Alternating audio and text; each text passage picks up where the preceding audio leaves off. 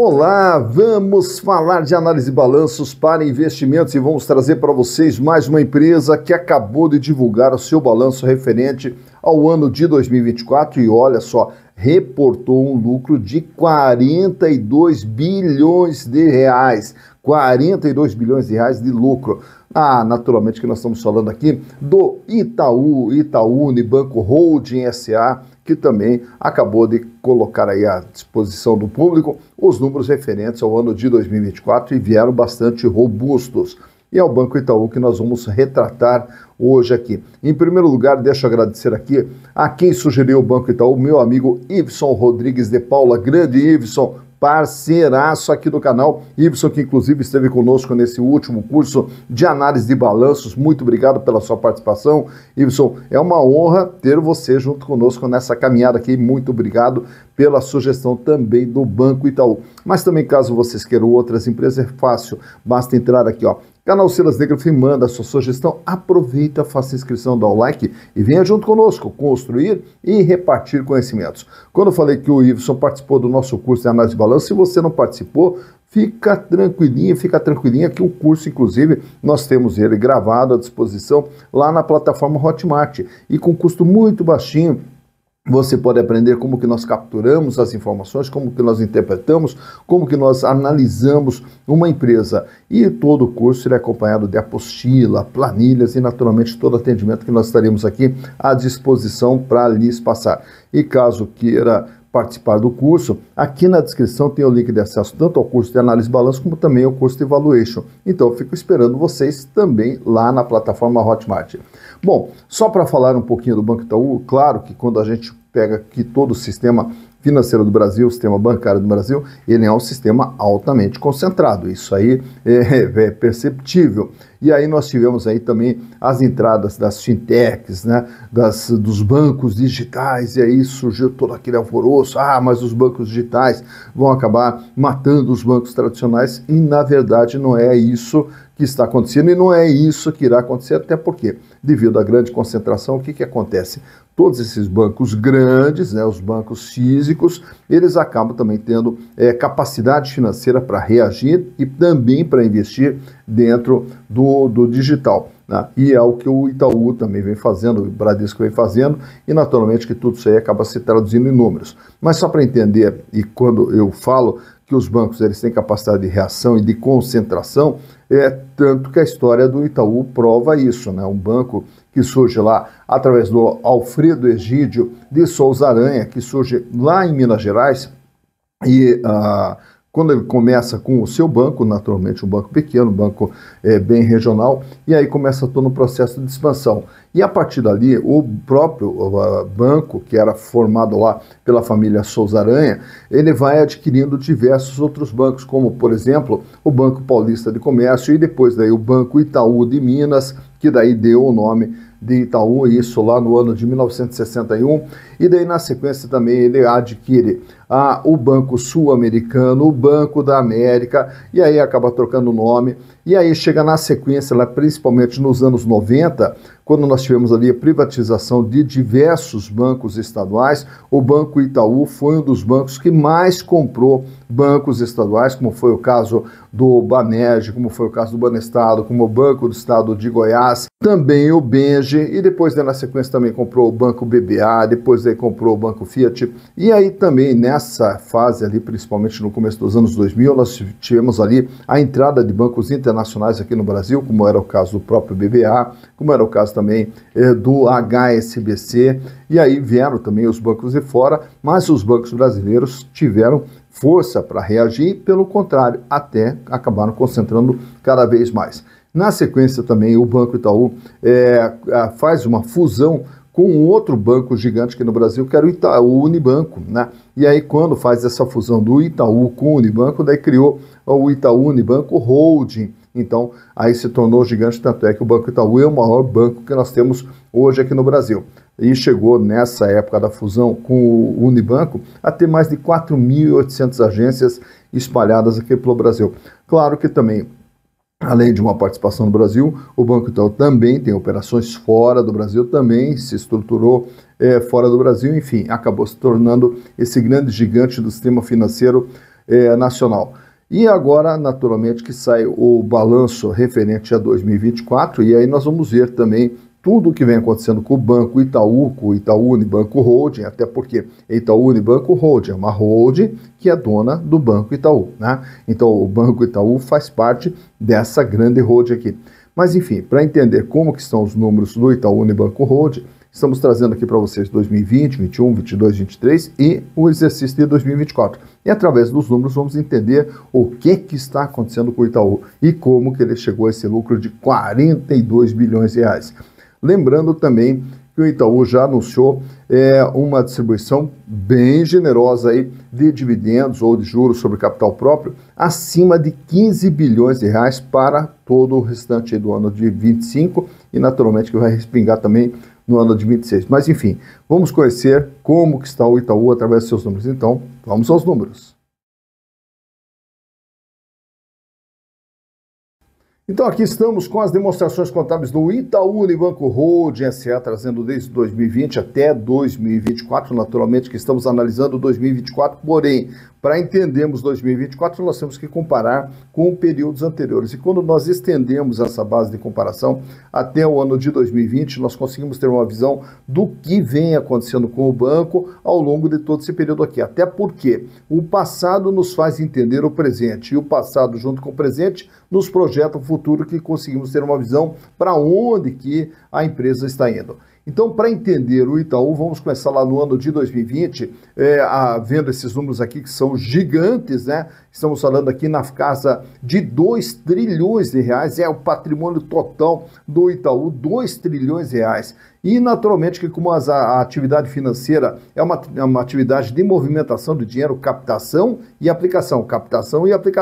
Então, a movimentação toda, o patrimônio acaba sendo o quê? Justamente essa movimentação de dinheiro, razão pela qual dos 2 trilhões de reais, 1 trilhão 979 bilhões de reais é ativo circulante, capital de giro equivalente a 98% de todo o patrimônio do banco. Então, reparem que o banco imobilizado ele tem um valor pequeno, 6 bilhões 937, pequeno em relação ao patrimônio total, 6 bilhões 937, mas o que movimenta o banco chega a 1 trilhão 979 bilhões.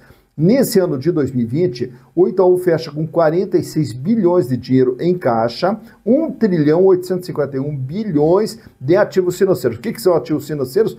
Todo o recurso que está aplicado, ou através de empréstimo aos seus clientes, ou através de aplicações financeiras que venham a gerar receita financeira para o banco, que é disso que ele vive. Já em 2021, o patrimônio total chega a 2 trilhões e 69 bilhões e o capital de giro agora atinge 2 trilhões e 35 bilhões, 98,3%. Mantém os 44 bilhões de reais de dinheiro em caixa e 1 trilhão 915 bilhões de ativos financeiros. Já para 2022, o banco chega agora a 2 trilhões 323 bilhões de ativo total, 2 trilhões 285 bilhões de capital de giro de ativo circulante, lá na faixa ali dos 98,4%. O volume de dinheiro em caixa 35 bilhões e aplicado e emprestado 2 trilhões 172 bilhões. Já para 2023, o banco atinge agora 2 trilhões 543 bilhões de ativo total, 2 trilhões e meio de capital de giro. Fecha com 32 bilhões em caixa, 2 trilhões 384 bilhões de ativos financeiros. E chegando agora a 31 de dezembro de 2024, o banco agora fecha com um ativo total de 2 trilhões 854 bilhões de patrimônio total, 2 trilhões 811 de capital de giro. 36 bilhões em caixa, 2 trilhões 673 de ativos financeiros. Essa questão do caixa aqui, o caixa vem caindo, diminuiu, não tem problema. Por quê? Porque o banco não ganha dinheiro com dinheiro em caixa. O banco ganha dinheiro com dinheiro girando. Então, é importante que o banco não mantenha o volume. E quando mantém o volume muito alto, é sinal de que o banco está receoso da condição da economia do país. Bom, e aí, da onde que vem tanto dinheiro assim que está lá dentro do banco? Naturalmente que os bancos, por serem uma atividade financeira, é uma atividade de intermediação financeira, naturalmente que ele tem o seu recurso, o recurso próprio do banco, 154 bilhões, que é visto aqui pelo patrimônio líquido. Mas, se ele fosse usar apenas o seu recurso, toda a sua movimentação estaria dentro desses 154 bilhões. Mas o que o banco faz? Ele capta dinheiro no mercado através de passivos financeiros. E o que é essa captação de dinheiro no mercado? O banco ele vai atrás de clientes que tragam dinheiro para dentro do banco, ou através da abertura de contas, através de aplicações financeiras. O banco tenta atrair clientes para dentro da sua instituição. E aí, com isso, ele forma o chamado passivos financeiros. Então, o que é o passivo financeiro? É como se você abrisse uma conta no banco e o banco passa a dever esse valor para você, você passa a ser um passivo financeiro do banco. O banco, o que ele faz com esse recurso aqui? Coloca no caixa e aí empresta para outras pessoas ou aplica para gerar a receita de intermediação. Então, a maior parte desse endividamento de 1.864 bilhões que o Itaú tinha lá em 2020, 92,3% do seu patrimônio, 1.495 bilhões eram justamente esses passivos financeiros. No ano de 2021, o endividamento total chega a 1.904, 92,1%, sendo que 1.616 é passivo financeiro. No ano seguinte, em 2022, 2 trilhões e 100 de dívida, 92,4%, 1.833 passivos financeiros. Fecha 2023 com 2 trilhões 344 de dívida, 92,2%, 1.997 de passivos financeiros. E agora, em 2024, 2 trilhões e 600 de dívida, sendo que 2 trilhões e 200 de passivos financeiros. Então, esse crescimento do banco se dá justamente também pela ampliação da sua base de clientes e pela captação de recursos que o banco vem fazendo, que bota esses recursos dentro do banco e gira esses recursos. E quando você olha também esse endividamento alto aqui, não se assuste, que é natural de todos os bancos trabalhar muito com capital de terceiros. E ao aplicar todos esses recursos aqui, o banco ele vai tentar trazer o quê? Trazer a receita da intermediação financeira, que é o que vai formar o resultado do banco. Então o banco ele tem uma receita de intermediação de 173 bilhões lá em 2020, e daí fecha nesse ano aqui com 15 bilhões de lucro. Então como que funciona a estrutura de um banco? Quando ele cobra juros, quando ele cobra as taxas, ele forma a receita da intermediação. Quando ele capta o dinheiro, paga juros e o custo da transação financeira, ele tem uma despesa da intermediação. Então, entre o que ele gasta para captar e o que ele recebe para aplicar, ele tem um lucro bruto. Só que o banco tem toda a sua estrutura, a estrutura de pessoal, a estrutura de agências, a estrutura de energia elétrica, a estrutura de manutenção, enfim, toda essa estrutura do banco é formada aqui pelas despesas operacionais. E aí sobra um resultado operacional. No ano de 2020, o banco teve um crédito de impostos aqui e aí, consequentemente, fechou com lucro de 15 bilhões. Já em 2021, olha como é que os números do banco aconteceram. 195 bilhões de receita, 69 bilhões de custo da intermediação, 84 bilhões de despesa operacional, e aí pagou os impostos, e aí mesmo assim gerou um lucro de 28 bilhões. Então em 2021, um ano muito melhor do que 2020, até por quê? Porque já todo o resultado do banco veio da sua operação, sendo que no ano anterior grande parte veio de crédito de impostos não recorrentes. Em 2022, o faturamento, a receita, vai para 283 bilhões e o lucro de 30 bilhões, com uma margem de 10,8%, margem essa inferior ao ano anterior de 2021. Em 2023, 313 bilhões de receita de intermediação e um lucro de 33 bilhões, mantendo os 10,8% de margem. Já em 2024, fechou com 335 bilhões de receita de intermediação e um lucro de 42 bilhões, acima de 12%. Então, o ano de 2024, um ano muito bom para o banco, em termos de aumento de receita, em termos de aumento de lucro, em termos de melhoria de margem, como a gente vai observando aqui. Quando ele sai com 14,5%, cai para 10%, se mantém em 10,8% e agora sobe para 12,6%. Naturalmente que dos bancos a gente não traz aqui os gráficos de liquidez, porque o banco tem capacidade, tem que ter capacidade para pagar, caso o cliente queira sacar o seu dinheiro, o banco tem que ter o recurso. E também o endividamento, como a gente viu ali, dos bancos, geralmente endividamento alto, e as margens que o banco vem operando estão apresentadas aqui na DRE. Mas o que eu quero trazer para vocês, só peço licença para girar a tela aqui, são esses números aqui, ó. Nesses números, o que nós estamos vendo aqui? Valor patrimonial. Quanto que vale uma ação do Itaú? R$ 21,53. Mas para você comprar uma ação, você vai pagar R$ 34,11 na ação preferencial, que é o que nós estamos usando aqui como modelo. R$ 34,11 é o valor da ação no momento da gravação desse vídeo. O que dá um PVP de 1,58, quer dizer, é uma ação que é vendida com ágio de 58%, o que vale 21 é vendido por 34, então nós temos um ágio de 58%. Nos últimos 12 meses, o banco gerou um lucro por ação de R$ 4,19, o que dá uma rentabilidade de 12,28% com base no valor de mercado. Também distribuiu em 2024 R$ 2,31 a título de dividendos, o que gera um retorno de caixa para o acionista de 6,77%. Relação preço/lucro, 8,14. Isso quer dizer, pouquinho mais de 8 anos para você ter o retorno dos seus investimentos através dos lucros gerados pelo banco. O tag along é 80%. Se o banco for vendido, é garantido para os minoritários apenas 80% do que for oferecido aos majoritários. Porém, é muito difícil, é quase impossível que o banco venha a ser vendido. Então, esse número aqui acaba até sendo desprezível, visto a improbabilidade de venda do banco. Índice da Basileia é 17,4%, sendo que aqui no Brasil o mínimo é de 11%. Então, quer dizer, a garantia da operação do banco está muito acima do mínimo exigido, que é de 11%, ou do banco está em 17,14%. E voltando aqui no Free Float, 87,45% das ações PN, quer dizer, as preferenciais, circulam livremente no mercado. Então estamos usando aqui um free float da Itube 4, porque a Itube 3 tem um volume bem menor de ações girando no mercado, apenas 9%. Mas e quem controla o banco? Quem é o detentor do maior número de ações do banco? Então, vamos trazer para vocês aqui nesse quadro que eu estou apresentando aqui.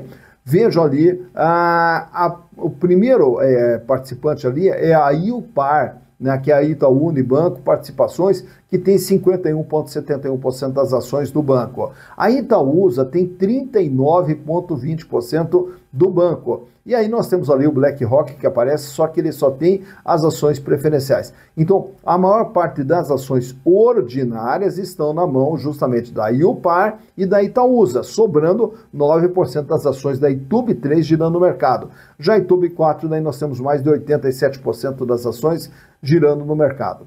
Nesse quadro aqui trago para vocês também o comportamento do valor das ações da Itube 4 nos últimos 5 anos. Quando ela larga lá em 2020, praticamente ali em 34,80, só que daí vem a pandemia, aquela queda ali logo no começo do gráfico, que ela chega a beirar R$20, é justamente a pandemia. Quando deu aquele choque da pandemia, na sequência, aí já recuperou e ficou acima dos R$25. E aí você vai vendo que é uma ação que ela tem muitos altos e baixos. Entra 2021 ali a R$32, R$33, cai ainda no começo de 2021, sobe novamente, despenca no final de 2021, voltando ali praticamente para o patamar da época da pandemia, e aí começa ali um sobe e desce, como você vai vendo durante 2022, entra 2023 também com fortes oscilações para cima e para baixo, porém a partir de 2023 aí você vai ver que começa ali toda uma escalada no valor das ações, quando ela chega ali já em 2024 na faixa de R$34, R$35,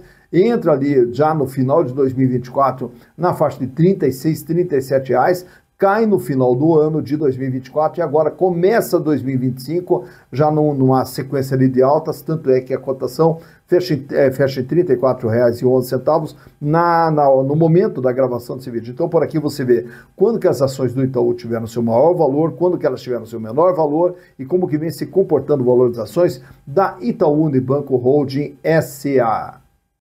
Então, mais uma empresa analisada, mais uma empresa conhecida, Itaú Unibanco Holding. Agora você já conhece como que está a situação e como que o banco chegou nesses 42 bilhões de lucro. Tá?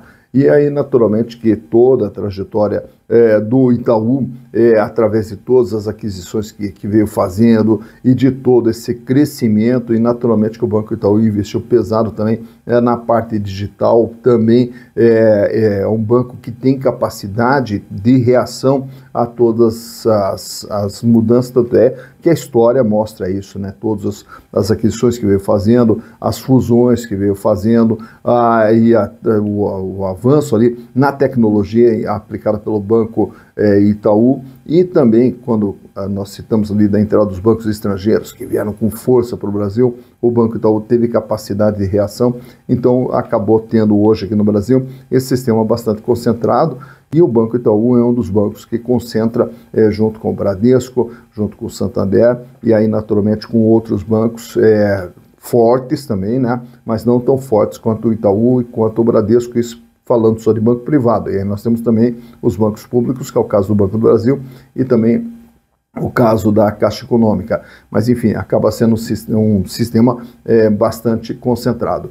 E aí, naturalmente, que o banco vai trabalhando nesse sentido aqui, justamente para gerar cada vez mais resultados e gerar cada vez mais crescimento. Então está aí analisado toda a situação do Banco Itaú.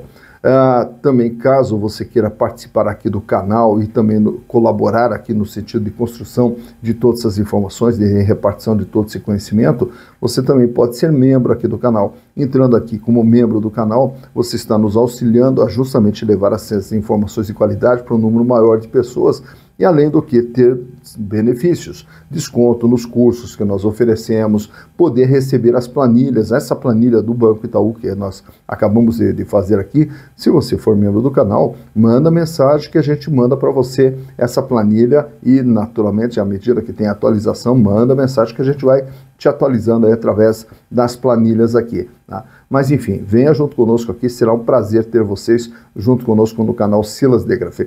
Enquanto isso, fico aqui na torcida pelo sucesso de todos vocês. Dito isso, bons investimentos para vocês.